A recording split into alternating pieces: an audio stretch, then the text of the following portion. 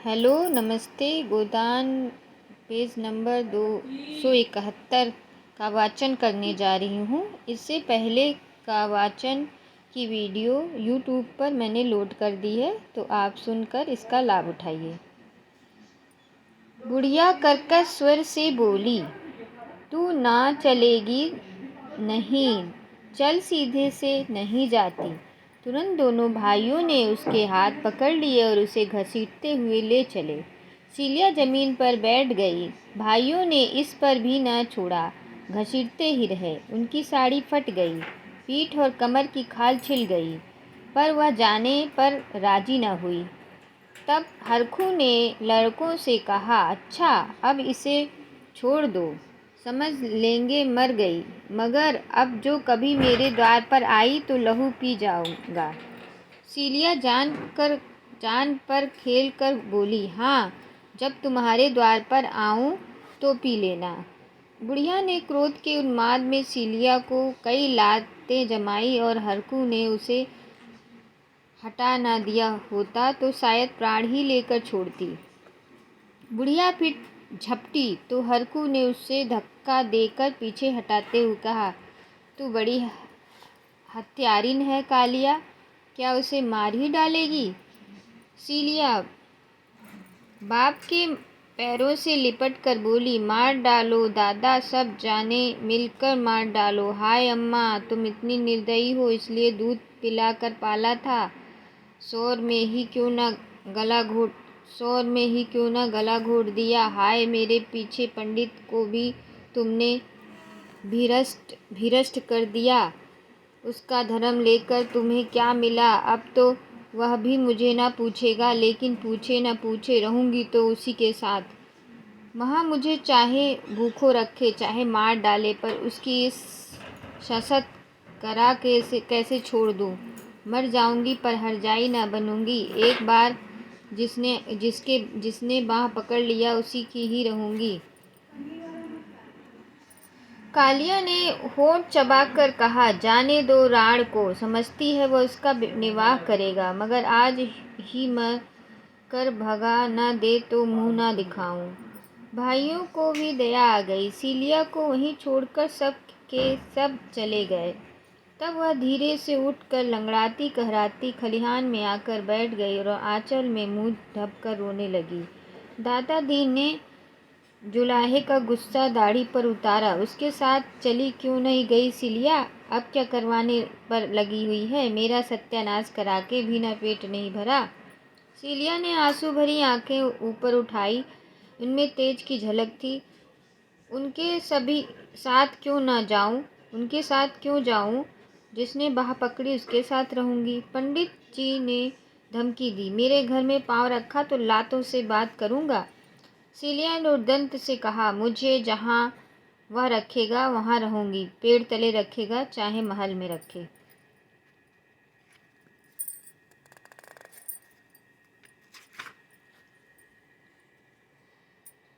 माता दिन संज्ञाहीन सा बैठा था। दोपहर होने को आ रहा था। धूप पत्तियों से छन छन कर उसके चेहरे पर पड़ रही थी। माथे से पसीना टपक रहा था, पर वह मौन निष्पंद बैठा हुआ था। सहसा जैसे उसने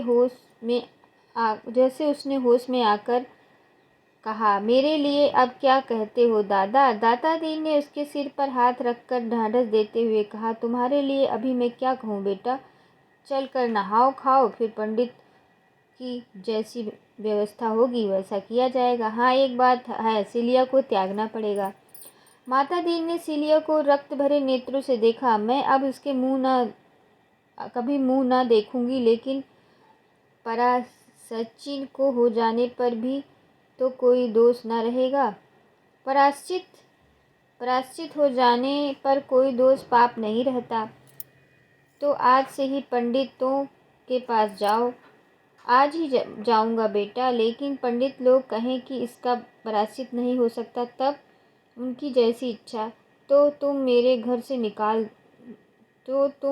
मुझे घर से निकाल देंगे? दादाजी ने पुत्र स्नेह से बिहल होकर कहा, ऐसा कहीं हो सकता है बेटा?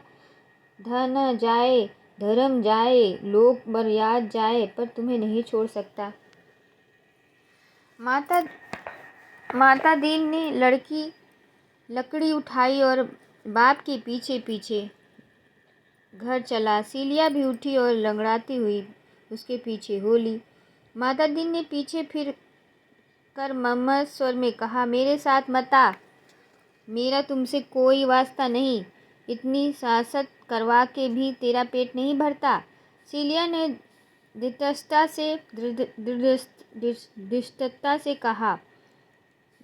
से साथ उसका हाथ पकड़ कर कहा, वास्ता कैसी नहीं है। इसी गांव में तुमसे धनी, तुमसे सुंदर, तुमसे इज्जतदार लोग हैं। मैं उनका हाथ क्यों नहीं पकड़ती? तुम्हारी यह दुर्दशा ही आज क्यों हुई?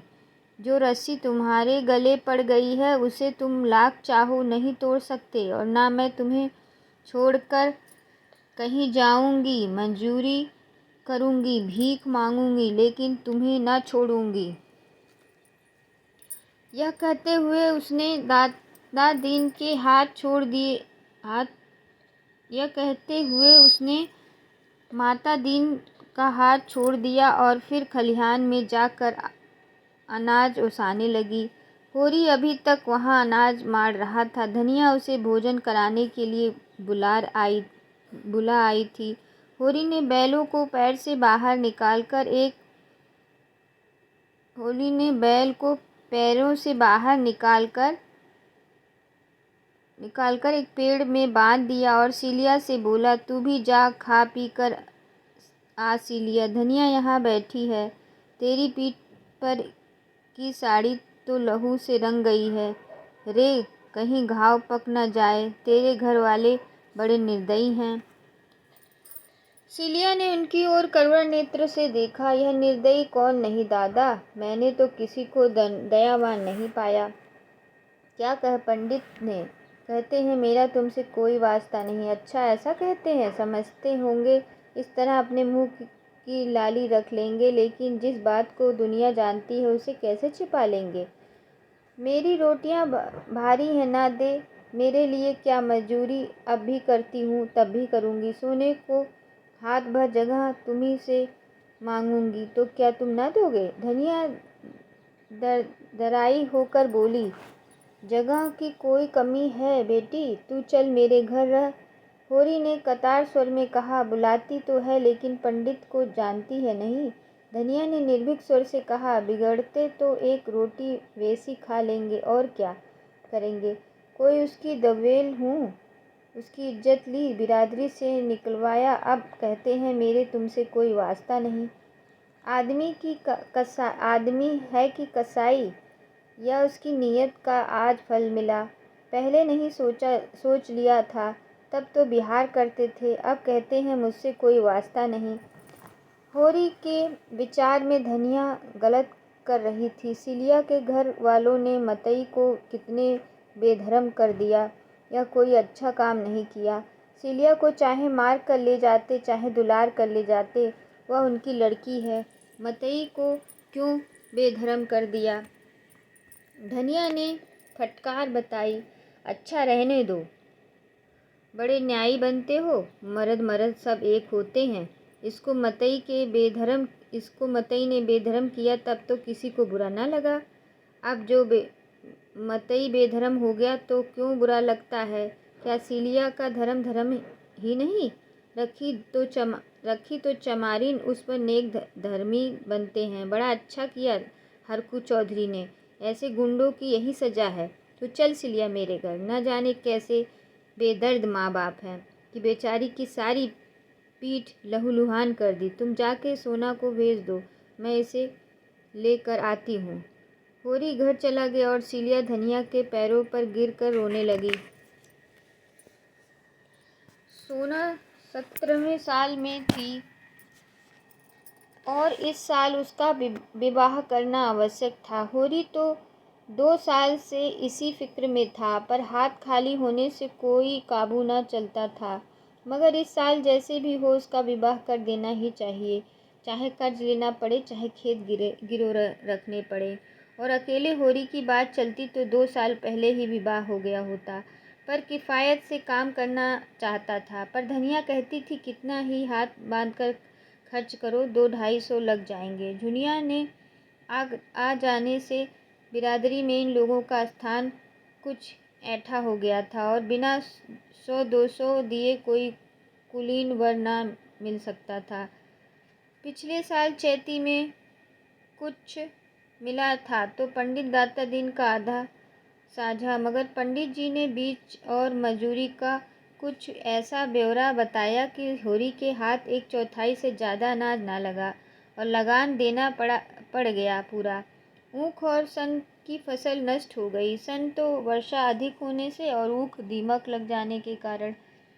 हाँ, इस साल चैती अच्छी थी और ऊख भी खूब लगी हुई थी। विवाह के लिए गल्ला तो मौजूद था। 200 रुपये भी हाथ आ गए तो कन्या ऋण से उसका उद्धार हो जाएगा। अगर गोबर 100 रुपये भी मदद कर दे तो बाकी 100 रुपये होरी को आसानी से मिल जाएंगे। झुंगरी सिंह और मंगरू शाह दोनों ही अब कुछ नर्म पड़ गए थे। जब गोबर प्रदेश में कमा रहा है तो उसके रुपये मारे न जाने सकते थे। एक दिन होरी ने गोबर के पास 2-3 दिन के लिए जाने का प्रस्ताव किया, मगर धनिया अभी तक गोबर के वह कठोर शब्द ना भूली थी। वह गोबर से 1 पैसा भी न लेना चाहती थी, किसी तरह नहीं। होरी ने झुल्ला कर कहा, लेकिन काम कैसे चलेगा यह बता। धनिया सिर हिलाकर बोली, मान लो गोबर परदेश न गया होता, तब तुम क्या करते वहीं अब करो।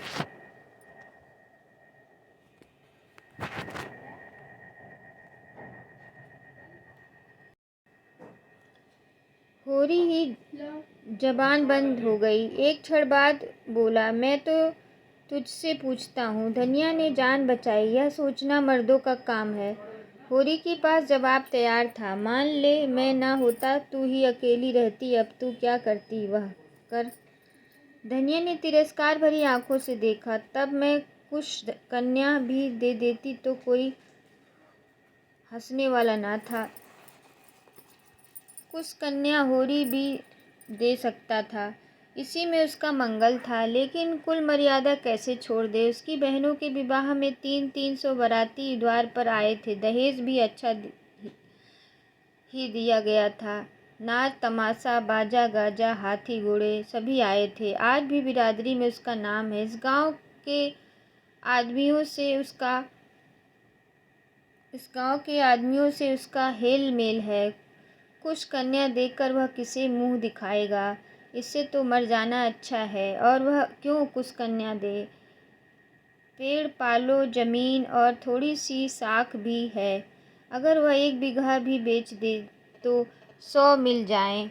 लेकिन किसान के लिए जमीन जान से भी प्यारी है, कुल मर्यादा से भी प्यारी। और कुल 3 ही बीघे तो उसके पास है। अगर 1 बीघा बेच दे तो फिर खेती कैसे करेगा। कई दिन इसी हैस भैंस में गुजरे। होरी कुछ फैसला ना कर सका। दशहरे की छुट्टियों के दिन थे। झुंगरी सिंह, पटेश्वरी और नोखेराम तीनों ही सज्जनों के लड़के छुट्टियों में घर आए थे। तीनों अंग्रेजी पढ़ते थे और अद्यप तीनों 20-20 साल के हो गए थे, पर अभी तक यूनिवर्सिटी में जाने का नाम न लेते थे। एक क्लास में 2-2, 3-3 साल पढ़े रहते। तीनों की शादियां हो चुकी थी। पटेश्वरी के सपूत विदेशरी तो एक पुत्र के पिता भी हो चुके थे।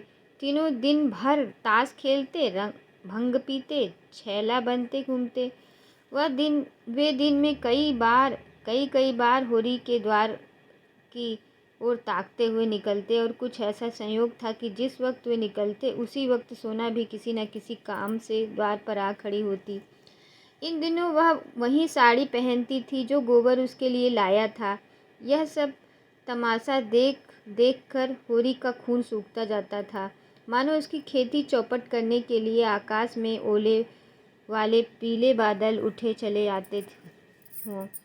एक दिन तीनों उसी कुएं पर नहाने पहुँचे जहाँ होरी ऊख सींचने के लिए पुर चला रहा था।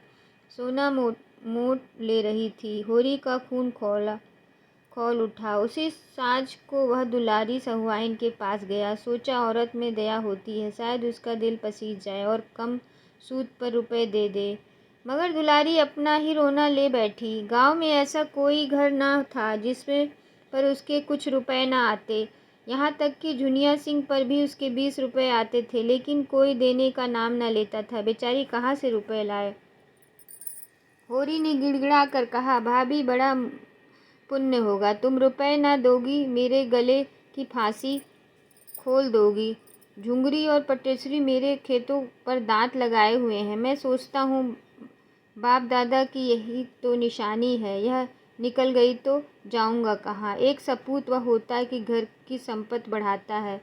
मैं ऐसा कपूत हो जाऊँ कि बाप दादों का कमाई पर झाड़ू फेर दूँ।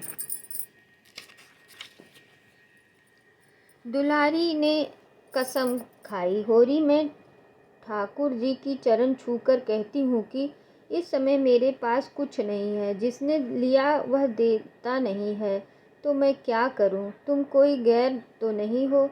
सोना भी मेरी ही लड़की है, लेकिन तुम बताओ मैं क्या करूँ। तुम्हारा ही भाई हीरा है, बैल के लिए 50 रुपए लिए, उसका तो कहीं पता ठिकाना नहीं। उसकी घरवाली से मांगो तो लड़ने के लिए तैयार। शोभा भी देखने में बड़ा सीधा साधा है, लेकिन पैसा देने नहीं जानता। और असल बात तो यह है कि किसी के पास है ही नहीं, दे कहाँ से। उसकी दशा देखती हूँ, इसी मारे सब्र कर जाती हूँ। लोग किसी तरह पेट पाल रहे हैं, और क्या खेती बाड़ी बेचने में की मैं सलाह ना दूंगी। कुछ नहीं, मरजात तो है। फिर कान्हा फुसकियों से बोली, पटेश्वरी लाला का लौंडा तुम्हारे घर की ओर बहुत चक्कर लगाया करता है। तीनों का वही हाल है। इनसे चौकस रहना। यह शहरी हो गए हैं, गांव का भाईचारा क्यों समझें। लड़के गांव में भी हैं, मगर इनमें कुछ लिहाज है, कुछ अदब, कुछ डर। ये सब तो छूटे साड़ हैं। मेरी कौशल्या ससुराल से आई थी। मैंने इन सबको के ढंग देखकर उसके ससुराल को बुलाकर विदा कर दिया। कोई कहाँ तक पहरा दे। होरी को मुस्कुराते देखकर उसकी सरस ताड़ना के भाव से कहा, हंसोगे होरी, तो मैं भी तुम्हें कह दूंगी। तुम क्या किसी से कम नटखट थे। दिन में 2500 बार किसी न किसी बहाने मेरी दुकान पर आया करते थे, मगर मैंने कभी ताका तक नहीं। होरी ने मीठे प्रतिवाद के साथ कहा, यह तो तुम झूठ बोलती हो भाभी। मैं बिना कुछ रस पाए थोड़े ही आता था। चिड़िया एक बार परच जाती है, तभी दूसरी बार आंगन में आती है। चल झूठे, आंखों से न ताकती रही हो तुम, लेकिन तुम्हारा मन तो ताकता ही था, बल्कि बुलाता था। अच्छा रहने दे, बड़े आए अंतर्जामी बन के। तुम्हें बार बार मंडराते देख के मुझे दया आ जाती थी। नहीं तुम कोई ऐसे बाके जवान ना थे। हुसैनी 1 पैसे का नमक लेने आ गया और यह परिहास बंद हो गया। हुसैनी नमक लेकर चला गया तो दुलारी ने कहा, गोबर के पास क्यों नहीं चले जाते। देखते भी आओगे और शायद कुछ मिल जाए। होरी निराश मन से बोला, वह कुछ न देगा। लड़के 4 पैसे कमाने लगते हैं तो उनकी आंखें फिर जाती है। मैं तो बयाई करने को तैयार था, लेकिन धनिया नहीं मानती। उसकी मर्जी बिना चल जाऊं तो घर में रहना अपार कर दे। उसका स्वभाव तो जानती हो। दुलारी ने कटाक्ष करके कहा, तुम तो मेहरिया के जैसे गुलाम हो। तुमने पूछा ही नहीं तो क्या कर तुमने पूछा ही नहीं तो क्या करता। मेरी गुलामी करने को कहते तो मैंने लिखा लिया होता। सच तो अब से क्या बिगड़ा है, लिखा लो ना। 200 में लिखाता हूँ, इन दामों महंगा नहीं हूँ। तब धनिया से तो ना बोलोगे। नहीं कहो, कसम खाऊं, और जो बोले तो मेरी जीभ काट लेना। अच्छा तो जाओ, बर ठीक करो, मैं रुपए दे दूंगी। होरी ने सजल नेत्रों से दुलारी के पांव पकड़ लिए। भाववेश में मुंह बंद हो गया। सहुआइन ने पांव खींचकर कहा, अब यही शरारत मुझे अच्छी नहीं लगती। मैं साल भर के भीतर अपने रुपए सूद समेत कान पकड़ के लूँगी। तुम तो व्यवहार के ऐसे सच्चे नहीं, लेकिन धनिया पर मुझे विश्वास है। सुना पंडित तुमसे बहुत बिगड़े हुए हैं। कहते हैं इसे गांव से निकाल कर नहीं छोड़ो तो बाभन नहीं। तुम सिलिया को निकाल बाहर क्यों नहीं करते? बैठे बिठाए झगड़ा मोल ले लिया। धनिया उसे रखे हुए हैं, मैं क्या करूं? सुना है पंडित काशी गए थे, वहाँ एक बड़ा नामी विद्वान पंडित है। वह 500 मांगता है, पर प्रायश्चित कराएगा। भला पूछो, ऐसे अंधेरे कहीं हुआ है? जब धर्म नष्ट हो गया तो एक नहीं 1000 प्रायश्चित करो। इससे क्या होता है? तुम्हारे हाथ का छुआ पानी कोई ना पिएगा, चाहे जितना प्रायश्चित करो। होरी यहाँ से घर चला तो उसका दिल छलक रहा था। जीवन में ऐसा सुखद अनुभव उसे ना हुआ था। रास्ते में शोभा के घर गया और सगाई लेकर चलने के लिए न्योता दे आया। फिर दोनों ताता दीन के पास सगाई की शायद पूछने गए। वहाँ से आकर द्वार पर सगाई की तैयारी की सलाह करने लगे। धनिया ने बाहर आकर कहा, पहर रात गई, अभी रोटी खाने की बेला नहीं आई, खाकर बैठो। गड़प चौड़ करने को तो सारी रात पड़ी है। होरी ने उसे भी परामर्श में शरीक होने का अनुरोध करते हुए कहा, इसी सहलक में लगन ठीक हुआ है। बता क्या क्या सामान लाना चाहिए? मुझे तो कुछ मालूम नहीं है। जब कुछ मालूम ही नहीं तो सलाह करने क्या बैठे हो? रुपए पैसे का डोल भी हुआ है कि मन में मिठाई खा रहे हो? होरी ने गर्व से कहा, तुझे इससे क्या मतलब? तू इतना बता दे क्या क्या सामान लाना पड़ेगा। तो मैं यही ऐसी मन की मिठाई नहीं खाती। तू इतना बता दे कि हमारी बहनों के ब्याह में क्या क्या सामान आया था। पहले यह बता दो, रुपए मिल गए? हाँ मिल गए। और नहीं क्या भंग खाई है तो पहले चल कर खा लो, फिर सलाह करेंगे। मगर जब उसने सुना कि दुलारी से बातचीत हुई तो नाक सिकोड़ कर बोली, उससे रुपए लेकर आज तक कोई उरीन हुआ है? चुड़ैल, कितना कस कर सूद लेती है, लेकिन करता क्या? दूसरा देता कौन? यह क्यों नहीं कहते कि इसी बहाने 2 गाल हंसने बोलने गया था, बूढ़े हो गए हो, पर यह बात न गई। तू तो धनिया कभी कभी ना बच्चों की सी बातें करने लगती है। मेरे जैसे फटे हालों को हंसे बोलेगी, सीधे मुंह बात तो करती नहीं। तुम जैसे को छोड़कर उसके पास और जाएगा ही कौन? उसके द्वार पर अच्छे अच्छे नाक रगड़ते हैं। धनिया, तू क्या जाने उसके पास लक्ष्मी है। उसने जरा सी हामी भर दी। तुम चोरों और खुशखबरियों लेकर दौड़े। हामी नहीं भर दी, पक्का वादा किया है। होरी रोटी खाने गया और शोभा अपने घर चला गया तो सोना सिलिया के साथ बाहर निकली। वह द्वार पर खड़ी सारी बातें सुन रही थी।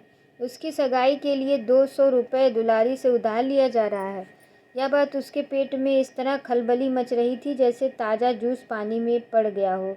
द्वार पर यह कुप्पी चल रही थी जिससे ताक के ऊपर की दीवार काली पड़ गई थी। दोनों बैल नाद से सानी खा रहे थे और कुत्ता जमीन पर टुकड़े के इंतजार में बैठा हुआ था। दोनों युवतियाँ बैलों की चरनी के पास आकर खड़ी हो गईं। सोना बोली, तूने कुछ सुना? दादा सहुआइन से मेरी सगाई के लिए 200 रुपये उधार ले रहे हैं। सिलिया घर का रत्ती रत्ती हाल जानती थी। बोली, घर में पैसे नहीं है तो क्या करें? सोना ने सामने के काले वृक्ष की ओर ताकते हुए कहा, मैं ऐसा बयाना नहीं करना चाहती जिसमें माँ बाप को कर्ज लेना पड़े। कहाँ से देंगे बेचारे, बता? पहले ही कर्ज इसके बोझ से दबे हुए हैं। 200 और ले लेंगे तो बोझ और भारी होगा कि नहीं? बिना दान दहेज के बड़े आदमियों का कहीं ब्याह होता है पगली? बिना दहेज के तो कोई बूढ़ा ठेला ही मिलेगा। जाएगी बूढ़े के साथ? बूढ़े के साथ क्यों जाऊं? भैया बूढ़े थे जो झुनिया को ले आए, उन्हें किसने के पैसे दहेज में दिए थे? उसमें बाप दादा का नाम डूबता है। मैं तो सोनारी वाली से कह दूंगी, अगर तुमने एक पैसा भी दहेज लिया तो मैं तुमसे ब्याह ना करूंगी। सोना का विवाह सोनारी के एक धनी किसान के लड़के से ठीक हुआ था, और जो वह कह दे कि मैं क्या करूं, तुम्हारे बाप देते हैं तो मेरे बाप लेते हैं, इसमें मेरा क्या अख्तियार है? सोना ने जिस अस्त्र को रामबाण समझा था अब मालूम हुआ कि वह बांस की कैन है। हताश होकर बोली, मैं एक बार उसे कह के देख लेना चाहती हूँ। अगर उसने कह दिया कि मेरा कोई हथियार नहीं तो क्या, गोमती यहाँ से बहुत दूर है, डूब मरूंगी। माँ बाप ने मर मर के पाला पोसा, उसका बदला क्या है? यही है कि उसके घर से जाने लगूं तो उसके कर्जे से और लाती जाऊं। माँ बाप को भगवान ने दिया हो तो खुशी से जितना चाहे लड़की को दें। मैं मना नहीं करती, लेकिन जब वह पैसे के तंग हो गए हैं, आज महाजन नालिश करके लीलाम करा ले तो कल मजूरी करनी पड़ेगी। तो कन्या धर्म यही है कि डूब मरे। घर की जमीन जायदाद तो बच जाएगी, रोटी का सहारा तो रह जाएगा। माँ बाप 4 दिन मेरे नाम को रोकर संतोष कर लेंगे। यह तो ना होगा कि मेरा ब्याह करके उन्हें जन्म भर रोना पड़े। 3-4 साल में 200 के दूने हो जाएंगे। दादा कहाँ से ला कर देंगे? सीलिया को जान पड़ा जैसे उसकी आंख में नई ज्योति आ गई हो। आवेश में सोना को छाती से लगा कर बोली, तूने इतनी अक्ल कहाँ से सीख ली सोना? देखने में तो बड़ी भोली भाली है, इसमें अक्ल की कौन बात है चुड़ैल? क्या मेरे आँखें नहीं है? क्या मैं पागल हूँ? 200 मेरे ब्याह में ले, 3-4 साल में वह दूना हो जाए, तब रुपया के ब्याह में 200 और ले। जो कुछ खेती बाड़ी है सब तिल्लाम हो जाए और द्वार द्वार पर भीख मांगते फिरे।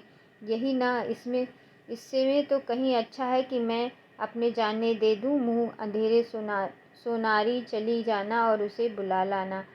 मगर नहीं, बुलाने का काम नहीं है, मुझे उससे बोलते ला जाएगी। तू ही मेरा यह संदेश कह देना। देख क्या जवाब देते हैं। कौन दूर है? नदी के उस पार ही तो है। कभी कभी डोर लेकर इधर आ जाता है। एक बार उसकी भैंस मेरे खेत में पड़ गई थी तो मैंने उसे बहुत गालियां दी थी। हाथ जोड़ने लगा। हाँ, यह तो बता, इधर मतई से तेरी भेंट नहीं हुई? सुना है बाभन लोग उन्हें बिरादरी में नहीं ले रहे हैं। सीलिया ने हिकारत के साथ कहा, बिरादरी में क्या ना लेंगे? हाँ, बूढ़ा रुपए नहीं खर्च करना चाहता, उसको पैसा मिल जाए तो झूठी गंगा उठा ले। लड़का आजकल बाहर ओसारे में टिक्कड़ लगाता है। तू उसे छोड़ क्यों नहीं देती? अपनी बिरादरी में किसी के साथ बैठ जा और आराम से रह, वह तेरा अपमान तो नहीं करेगा। हाँ रे, क्यों नहीं? मेरे पीछे उस बेचारी की इतनी दुर्दशा हुई, अब मैं उसे छोड़ दूँ? अब वह चाहे पंडित बन जाए चाहे देवता बन जाए, मेरे लिए तो वही मतई है जो मेरे पैरों पर सिर रगड़ रहा करता था। और बाभन भी हो जाए और बभनी से ब्याह कर भी ले, फिर भी जितनी उसकी सेवा मैंने की है वह कोई बभनी क्या करेगी। अभी मान मर्यादा के मुँह में वह चाहे मुझे छोड़ दे, लेकिन देख लेना फिर दौड़ कर आएगा। आ चुका, अब तुझे पा जाए तो कच्चा ही खा जाए, तो उसे बुलाने की ही कौन जाता। अपना अपना धर्म अपने अपने साथ। वह अपना धर्म तोड़ रहा है तो मैं अपना धर्म क्यों तोड़ूं? प्रातःकाल सीलिया सोनारिन की ओर चली, लेकिन होरी ने रोक लिया। धनिया के सिर में दर्द था, उसकी जगह क्यारियों को भराना था। सीलिया इनकार न कर सकी। यहाँ से जब दोपहर की छुट्टी मिली तो वह सोनारिन चली। इधर तीसरे पहर होरी फिर कुएं पर चला तो सीलिया का पता न था। बिगड़ कर बोला, सीलिया कहाँ उड़ गई रहती है, न जाने किधर चल देती है, जैसे किसी काम में जी नहीं लगता। तू जानती है सोना कहाँ गई? सोना ने बहाना किया, मुझे तो कुछ मालूम नहीं है, कहती थी धोबियन के घर कपड़े ले जाना है, वहीं चली गई होगी। धनिया ने खाट से उठकर कहा, चलो मैं क्यारी बराए देती हूँ। कौन उसे मजूरी देता है जो बिगड़ रहे हो? हमारे घर में रहती नहीं है, इसके पीछे सारे गांव में बदनाम नहीं हो रहे हैं? अच्छा रहने दो, एक कोने में पड़ी हुई है तो उससे किराया लोगे? एक कोने में नहीं पड़ी हुई है, एक पूरी कोठरी लिए हुई है तो उसे कोठरी का किराया होगा। कोई 50 रुपये महीना। उसका किराया 1 पैसे नहीं है। हमारे घर में रहती है, जहाँ जाए पूछ कर जाए। आज आती तो खबर लेता हूँ।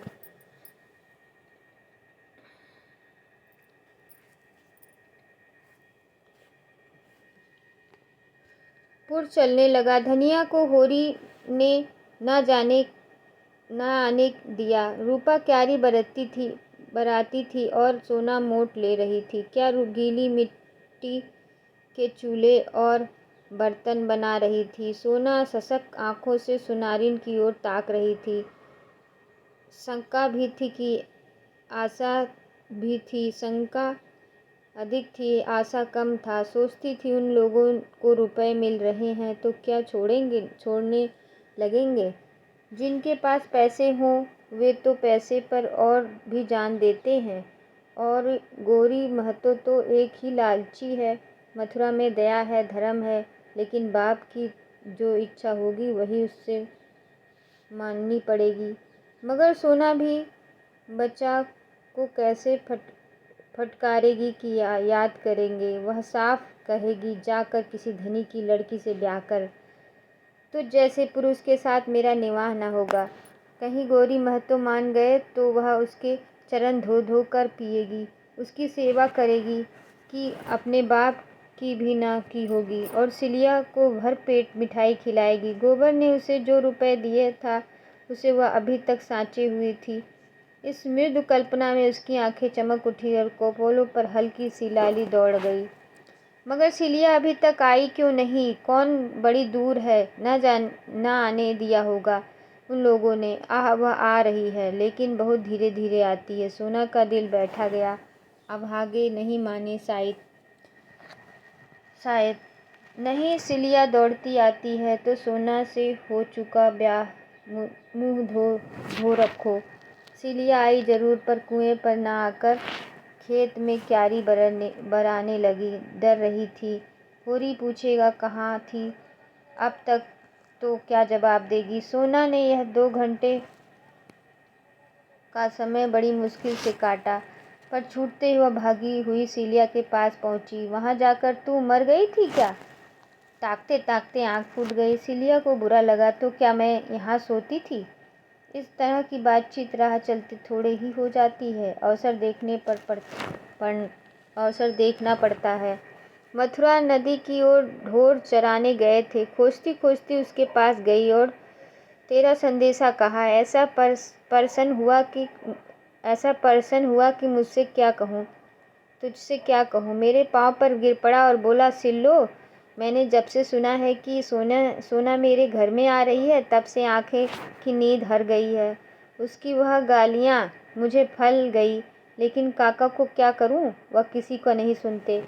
सोना ने टोका, तो ना सुने। सोना तो जिद्दीन है, जो कहा है वह कर दिखाएगी, फिर हाथ मलते रह जाएंगे। बस उन छन ढेरों को वहीं छोड़ मुझे लिए हुए गौरी महतो के पास गया। महतो ने 4 पुर चलाते हुए कुआं भी उन्हीं का है। 10 बीघे का ऊख है। महतो को देखते मुझे हंसी आ गई, जैसे कोई घसियारा हो। हाँ, भाग का बली है। बाप बेटे में खूब कहा सुनी हुई। गौरी महतो कहते थे, तुमसे क्या मतलब, मैं चाहे कुछ भी लूं या ना लूं, तू कौन होता है बोलने वाला। मथुरा कहता था, तुमको लेना देना है तो मेरा ब्याह मत करो, मैं अपना ब्याह जैसे चाहूँगा कर लूँगा। बात बढ़ गई और गौरी महतो ने पहनियाँ उतार कर मथुरा को खूब पीटा। कोई दूसरा लड़का इतनी मार खाकर बिगड़ खड़ा होता, मथुरा एक घूंसा भी जमा देता तो महतो फिर न उठते। मगर बेचारा 50 जूता खाकर भी कुछ न बोला। आंखों में आंसू भरे मेरी ओर गरीबों की तरह ताकता हुआ चला गया। तब महतो मुझ पर बिगड़ने लगे। सैकड़ों गालियाँ दी, मगर मैं क्या सुनने लगी थी। मुझे उनका क्या डर था। मैंने साफ कह दिया, महतो 2-300 कोई भारी रकम नहीं, और होरी महतो इतने में बिक न जाएंगे। न तुम ही धनवान हो जाओगे और हो जाओगे, वह सब धन नाच तमाशे में ही उड़ जाएगा। हाँ, ऐसी बहू ना पाओगे। सोना के सजल नेत्र से पूछा महतो इतनी ही बात पर उन्हें मारने लगे। सीलिया ने यह बात छिपा रखी थी। ऐसे अपमान की बात सोना के कानों में न डालना चाहती थी, पर यह प्रश्न सुनकर संयम न रख सकी। बोली, वही गोबर भैया वाली बात थी। महतो ने कहा, आदमी झूठा तभी खाता जब मीठा हो। कलंक चांदी से ही धुलता है। इस पर माथुरा बोला, काका, कौन घर कलंक से बचा हुआ है? हाँ, किसी का खुल गया है, किसी का छिपा हुआ है। गोरी महतो भी पहले एक चमारिन से फंसे थे, उससे 2 लड़के भी हैं। माथुरा के मुंह से इतना निकलता था कि ठोकरे पर जैसे भूत सवार हो गया। जितना लालची है उतना ही क्रोधी भी, बिना लिए न मानेगा। दोनों घर चली। सोना के सिर पर चरसा, रस्सा और जुए का भारी बोझ था, पर एक समय वह उसे फूल सी भी हल्का लग रहा था। उसके अंतरस्थ में ऐसे आनंद की स्फूर्ति का सोता खुल गया था। मथुरा की वह वीर मूर्ति सामने खड़ी थी और वह जैसे उसे अपने हृदय में बैठाकर उसके चरण आंसुओं से पखार रही थी, जैसे आकाश की देवियां उसे गोद में उठाए हैं, आकाश में छाई हुई लालिमा के लिए चली जा रही थी। उसी रात को सोना को बड़े जोर का ज्वार चढ़ गया। तीसरे दिन गौरी महतो ने नाई के हाथ एक पत्र भेजा। स्वस्ति श्री सर्वोपमा जोग श्री फोरी महतो की गोरी राम का राम राम। वांछना आगे जो हम लोगों में दहेज की बातचीत हुई थी उस पर हमने शांत मन से विचार किया। समझ में आया कि लेन देन से वर और कन्या दोनों ही के घर वाले जेरबार होते हैं। जब तुम्हारा संबंध हो गया तो हमें ऐसा व्यवहार करना चाहिए कि किसी को ना अखरे। तुम दान दहेज की कोई फिक्र मत करो, हम तुमको सौगंध देते हैं, जो कुछ मोटा महीन जुरे बारातियों को खिला देना। आगे अगले दिन। धन्यवाद। कहाँ गया?